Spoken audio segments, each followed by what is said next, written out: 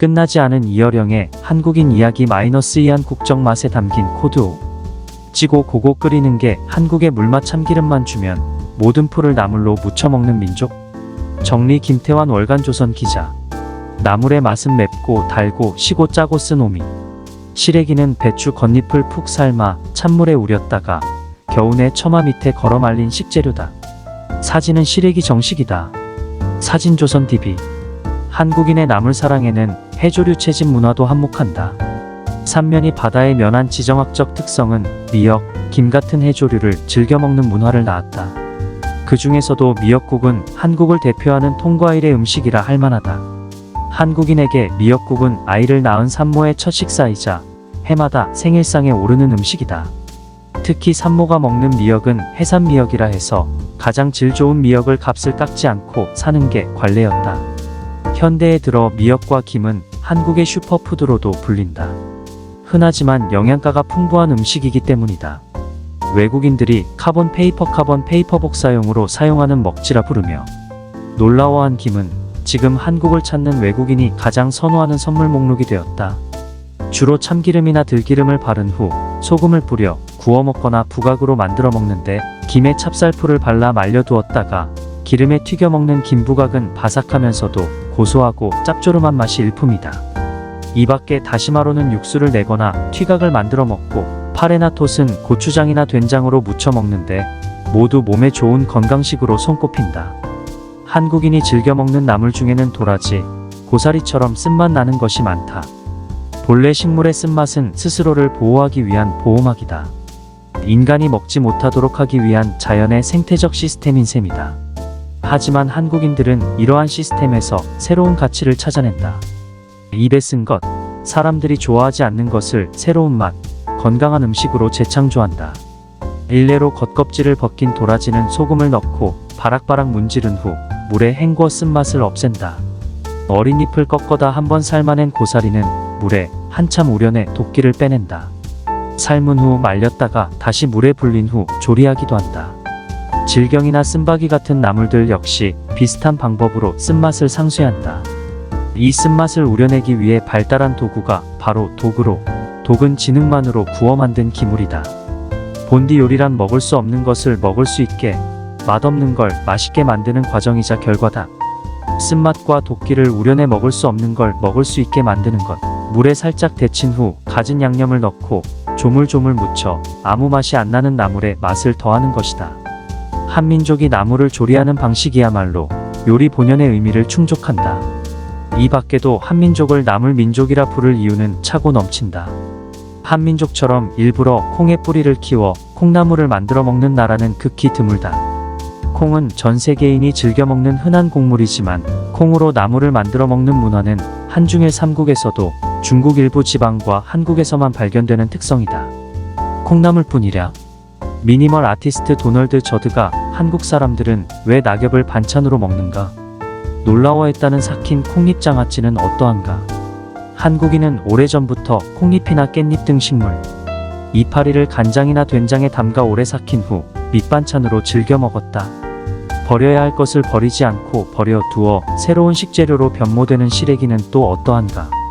시래기는 김치를 담그고 남은 부산물인 무청이나 배추, 겉잎을 푹 삶아 찬물에 우렸다가 겨우내 처마 밑에 걸어 말린 식재료다. 한국인은 이 시래기를 가진 양념한 후 기름에 볶아 시래기나물로 된장을 걸러붓고 끓여 시래기국으로 된장과 쌀을 함께 넣어 시래기죽으로 겨우내 즐기며 부족한 비타민을 보충했다. 네 번째 코드 싸고 섞다. 비비고 섞고 쌈 싸먹는 융합 문화. 서양의 음식 문화는 분리가 핵심이다. 그들은 고기는 고기만, 야채는 야채만 먹는다. 절대 섞어 먹지 않는다. 음식 하나를 맛보고 난 후 그 다음 맛으로 넘어간다. 섞지 않으려니 입을 씻어내야 한다. 그래서 빵이나 셔벗셔벗 같은 걸로 씻어 입을 백지화한다. 음식이 바뀔 때마다 포크와 나이프도 바꾼다. 앞선 맛이 그 도구에 묻어있을 테니까. 음식마다 철저히 칸막이를 만드는 것이다. 디저트 역시 마지막에 입안을 씻어내는 개념이다. 이렇게 서양 음식은 다 되어 있는 맛, 즉 있다, 비잉의 상태이며 차려놓은 사람이 완전히 음식을 만들어 내놓는 것이므로 완성품이다. 이는 존재론의 개념이다. 또한 익스클루시브, 즉 배제적 문화인 셈이다. 하지만 한국 음식은 먹는 사람의 입안에서 하나의 음식으로 완성된다. 맵기밥과 국, 야채, 고기, 생선, 심지어 후식으로 드는 떡, 식혜까지 동시에 한 상 위에 차린다. 이들은 홀로 있는 음식도 독자적인 맛을 지닌 음식도 아니다. 김치든 국물이든 나물이든 반드시 밥과 함께 먹기 때문이다. 다른 음식과의 관계 속에서 비로소 맛으로서의 존재 이유를 갖는다. 그 병렬적 동시구조의 상차림 앞에서 한국인은 자신이 먹고 싶은 것을 능동적으로 입안에 넣는다. 밥 한 술에 김치 한 조각 얹어 먹었다가 갈비 국물에 밥을 비벼 먹는가 하면 남은 밥을 국에 말아 먹는다. 먹는 사람이 밥에 뭘 섞어 먹느냐에 따라 짜고 싱겁고 매운 것이 다 조정된다. 먹는 사람이 음식 맛을 만드는 것이다. 그러므로 한국의 음식 문화는 되다 비커밍의 상태이며 생성론의 개념이다. 모든 것을 포용하고 통합하는 인클루시브, 즉 포함적 문화다. 싸다 마이너스 쌈. 융합 문화의 대표 격 중 하나가 쌈밥이다. 온갖 재료를 싸통째로 입안에 넣는다. 사진은 정어리 쌈밥이다. 사진조선 TV. 이 같은 융합 문화의 대표 격 중 하나가 쌈밥이다. 한국인은 김이든 상추든 평면성과 넓이를 가진 것이라면 그것을 펴고 온갖 재료를 싸통째로 입안에 넣는다. 상추, 깻잎, 호박잎, 김, 미역 등등의 밥과 반찬, 된장을 올려 싸먹는다. 여기서 쌈은 음식을 싸기 위한 수단이면서 동시에 그것이 음식 자체, 바로 목적이다. 안에 든 밥과 반찬도 음식, 이를 감싼 쌈도 음식인 셈이다. 이 두 가지 음식은 입안에서 하나로 섞이면서 어우러진다. 쌈의 문화는 한국인의 보자기 문화와 하나로 이어져 있다. 한국의 보자기는 서양의 가방과 달리 싸는 물건의 부피에 따라 커지기도 하고 작아지기도 하고 물건의 성질에 따라 그 형태도 달라진다. 때로는 보자기 밖으로 물건이 삐져나오기도 반듯하고 단정하게 꼭꼭 여며지기도 한다. 그러다가도 풀어버리면 3차원의 형태가 2차원의 평면으로 돌아간다. 이 융통성과 다기능의 보자기가 상 위로 올라온 것이 바로 쌈이라 할 수 있다. 쌈밥은 먹는 방법도 독특하다. 입을 최대한 벌려 입안이 꽉 차게 먹어야 한다. 푸짐하게 먹어야 더 맛있다는 이야기다. 더욱이 한국인은 뭘 먹든 위가 꽉 차도록, 즉 포만감을 넘어 팽배감을 느끼도록 먹는 걸 좋아한다. 배 터지게 먹어야 잘 먹었다고 생각한다. 보쌈이 대표적인 예다. 보쌈은 쌈 안에 고기, 야채, 해산물을 모두 넣고 볼이 미어지도록 먹는 게 상책이다. 이때 쌈과 쌈 안의 내용물은 각각의 맛을 품고 서로 섞이고 융합된다. 속맛과 겉맛이 하나가 되는 것이다. 비비다 마이너스 비빔밥. 융합 문화의 또 다른 대표는 비빔밥이다. 비빔밥은 밥 위에 여러 가지 나물, 고기, 계란 등을 얹고 참기름과 고추장을 섞은 한 그릇 음식이다. 산과 들판 강가에서 뜯어온 온갖 나물, 익힌 고기와 계란이 들어있는 비빔밥이야말로 맛의 교양곡이라 할 만하다. 날 것도 익힌 것도 아닌 그 중간항, 자연과 문명을 서로 조합하려는 시스템 속에서 만들어낸 음식이다. 비빔밥은 여러 재료를 넣고 비벼서 혼합해서 섞어서 먹는 것 이상의 의미가 있다. 우선 섞는다는 말은 두 가지 의미가 있다. 하나는 부드럽게 또 매끄럽게 한다는 뜻, 또 하나는 거꾸로 헝클어뜨린다는 뜻이다. 섞고 비비는 과정에서 단순한 나눔이나 단순한 통합이 아니라 서로 충돌하면서도 결국은 화합해 제3의 맛을 보여주는 것이 비빔밥이다. 맵고 짜고 시고 쓰고 단 오미가 한 그릇 안에서 어우러져 만든 제3의 맛. 그런데 그 맛의 교양곡을 만드는 이는 바로 음식을 씹는 나다. 상을 받은 이가 숟가락이나 젓가락으로 잘 비벼 입안에 넣어야 비로소 완성되는 음식이기 때문이다. 오미가 비빔밥의 미각 기호라면 오색, 은 비빔밥의 시각 기호다. 흰밥, 빨간 고추장, 푸르고 검고 누런 나물이 들어간 비빔밥을 섞으면 그게 곧 우리 태극기의 색이 된다. 바로 태극이다. 태극이란 것은 우주를, 음양을 나타낸다. 한국인들이 우주 공간을 상징할 때 사용하는 것이 바로 오방색이다. 푸른색은 동, 붉은색은 남, 흰색은 서, 검은색은 북, 노란색은 중앙을 가리킨다. 5가지 색채는 공간의 방향을 가리킬 뿐만 아니라 추나 추동과 그 계절의 변화를 일으키는 중심, 즉 우주의 시간 또한 상징한다. 자연과 인간의 현상을 목화토금수로 구조화한 동북아시아의 음양오행설을 음식, 문화에 적용시킨 셈이다. 이러한 이유로 한국의 요리체계는 한국인의 우주론적인 체계 코즈몰러지와 상동성 HOMOLOGY를 지녔다고 할 수 있다. 비빔밥은 충돌을 통한 화합. 비빔밥 속 여러 맛이 한데 섞이기 위해서는 기름이 꼭 필요하다. 한국의 참기름과 들기름은 밥과 나물과 고기와 계란이 한데 섞이고 융합하는데 윤활유 역할을 한다. 아울러 고소한 맛까지 더한다.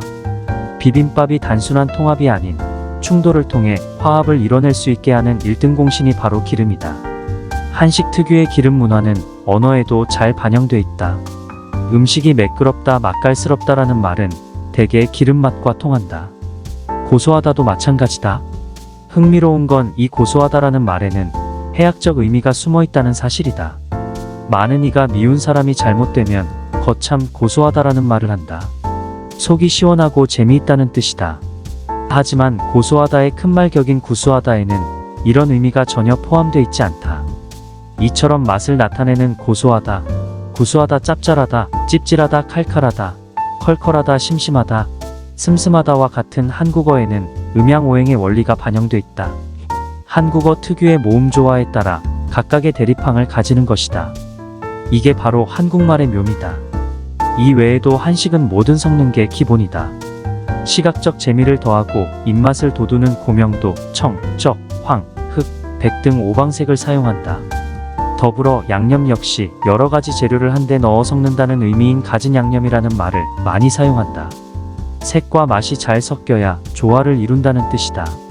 5번째 코드, 밍밍하고 슴슴하다. 가 만드는 순환과 역설의 문화. 한식에는 앞서 언급한 것처럼 음양오행의 원리, 순환의 원리가 내재돼 있다. 동양문화권에서 태어난 해의 띠를 결정하는 12지의 경우 대개 자축인묘진사오미 신유술해라고 읽는다. 하지만 한국적 개념의 12지는 해자축으로 읽어야 마땅하다. 자에서 시작해 해로 끝나는 선형적 개념이 아니라 해에서 시작해 다시 해로 돌아가는 순환적 개념이기 때문이다. 이는 아라비아 숫자에 적용해도 마찬가지다. 서양에선 1억 2345만 6789를 일렬로 배치한다. 설령수가 무한으로 간다 해도 어딘가의 끝은 존재한다. 하지만 한국에선 1234의 아래에 8765를 배치한다. 시계 방향으로 한 바퀴 돌아가는 형태다. 그렇게 배치한 아래 위 두 수는 합하면 동일하게 9로 수렴된다. 계절 역시 비슷한 패턴이다. 서양에서 계절은 봄, 여름, 가을, 겨울로 끝난다. 여기에 순환의 개념은 포함되어 있지 않다. 하지만 한국의 계절은 겨울에서 시작해 다시 겨울로 돌아간다. 한국을 대표하는 시인 김소월이 자신의 시 산유화에서 가을, 봄, 여름 없이 꽃이 피네라고 읊은 이유다. 이 같은 개념은 언어에도 잘 반영돼 있다. 종시, 즉 끝을 시작의 앞에 둔다든지 사생결단같이 죽음을 생애 앞에 두는 건 이런 이유에서다. 이 순환과 역설의 미학은 사계절을 오계절로 만들고 오미의 무미의 맛을 더한다. 그렇다면 사계절은 어떻게 오계절이 될까? 겨울은 12월, 1월, 2월, 12지로 따지면 해자축에 해당한다. 여기서 해자는 완전한 겨울이지만 축은 겨울에서 봄으로 넘어가는 일종의 인터페이스다. 이런 식으로 적용하면 봄은 3월, 4월, 5월, 임묘진, 여름은 6월, 7월, 8월, 사오미, 가을은 9월, 10월, 11월, 신유술이 된다. 이렇게 겨울에서 봄, 봄에서 여름, 여름에서 가을, 가을에서 겨울로 넘어가는 축. 진미수를 한데 모은 게 오계절이다. 봄은 그냥 오지 않는다. 겨울이 더 추워져야 온다. 마찬가지로 새벽은 밤이 더 깜깜해져야 온다. 환해질수록 어두워지고 달은 차오를수록 다시 이질어진다. 밥은 이며 텅 빈 공허. 오미의 무미의 맛을 더하는데 밍밍하고 맛없는 무미의 맛이 밥맛이다. 사진조선TV. 이 순환의 원리에 따르면 한식의 맛은 짜고 달고 시고 맵고 쓴 오미가 끝이 아니다. 밍밍하고 맛없는 무미의 맛이 존재한다. 그 대표가 밥맛이다. 밥은 그 맛이 아주 싱거워서 무이며 텅 빈 공허다. 그래서 빵처럼 밥 하나만 먹을 수가 없다. 그러나 짜고 매운 여러 반찬과 어울리면 밥은 새로운 맛을 띠게 된다. 밥은 국물 음식, 마른 음식, 매운 것과 짠 것, 딱딱한 것과 연한 것 등 온갖 반찬들의 맛을 차별화시키면서 동시에 융합시킨다. 말하자면 밥을 먹는 것은 입을 씻어 맛을 지우는 지우개 같은 역할을 한다. 매운 음식을 먹었어도 일단 밥이 들어가면 입안에는 언제든지 새 음식을 맛볼 수 있는 백지가 마련되고 그 백지 속에서 모든 음식이 제 맛, 제 표정을 갖게 된다. 그리고 밥은 동시에 그 맛들을 합산한다. 반찬은 밥의 텅 빈 맛 때문에, 그리고 밥은 반찬의 맵고 짠 자극적인 맛 때문에 싱싱하게 살아난다. 한국의 음식은 이 관계의 틈새에서만 존재한다. 밥뿐이랴. 백석의 시 국수에 등장하는 이 희수무례하고 부드럽고 수수하고 슴슴한 것은 무엇인가라는 표현은 평양냉면 특유의 심심한 맛을 잘 표현한 절창이다. 흰떡의 심심한 맛은 또 어떠한가? 이 무미의 맛은 아직 맛이 형성되기 직전의 맛. 뭔가 하나 빠지고 결여돼 채우고 완성하고 싶은 욕망이 생기는 맛. 만월이 되기 직전에 약간 이지러진 달 같은 맛. 막사발처럼 아직 조금 더 손이 가야 하는 완성되기 일보 직전의 맛이다. 이것이 바로 한국의 맛이다. 비잉이 아니라 비커밍이 한국적 맛의 특징인 것이다. 버려둬의 미학. 앞서 채집 문화 마이너스 나물 민족에서 언급한 것처럼 한식의 또 다른 특징으로 버려둬의 미학을 들 수 있다. 한국의 토박이 말에 버려둬라는 아주 흔한 말이 있는데 사실 이 안에는 이미 모순이 내재돼 있다. 버리면 버리는 것이고 두면 두는 것이지 버려둔다는 건 대체 무슨 의미일까? 한국인은 버리다와 두다라는 대립항을 한데 합쳐 다이내믹한 개념을 만들어낸다. 버려둬의 대표 격인 누룽지를 예로 들어보자. 누룽지는 원래 밥이 타서 바닥에 눌어붙을 때 생긴다. 일반적으로 음식이 타면 버리는 게 상식이다. 하지만 한국인은 이를 버리지 않고 누룽지로 만들어 먹는다. 물을 붓고 끓여 누른 밥으로 만들어 먹기도 한다. 버려야 할 것을 버리지 않고 새로운 형태로 재창조하는 것이다. 묵은지도 비슷하다. 한국인들은 매년 김장김치로 겨울을 난 후 씌어버린 김치도 결코 버리는 법이 없다. 묵혀뒀다가 묵은지로 먹는다. 오래 발효시켜 신맛이 강해진 묵은지는 돼지고기를 넣고 김치찌개를 끓여 먹거나 물에 씻어 물기를 꼭 짠 후 수육 등 고기와 함께 쌈으로 먹는다. 김장할 때 따로 빼둔 배추의 겉껍질 부분과 무청 역시 버리지 않고 잘 말려둔다. 이렇게 만든 시래기는 푹 삶아서 찬물에 우려뒀다가 찌개를 끓여 먹기도 하고 나물로도 무쳐 먹는다. 이게 바로 우거지다. 두부를 만들고 남은 콩찌꺼기도 버리지 않고 뒀다가 콩비지로 만들어 먹는다.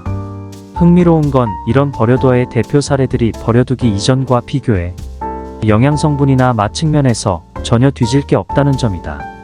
한국인은 남들 눈에 쓸모없어 보이는 버려야 할 것들로 더 맛있고 더 독창적인 음식을 만들어낸다. 부정을 긍정으로 역전시키는 것이다. 이는 세계 어느 나라에서도 유래를 찾기 힘든 독특한 음식 문화가 아닐 수 없다. 막문화.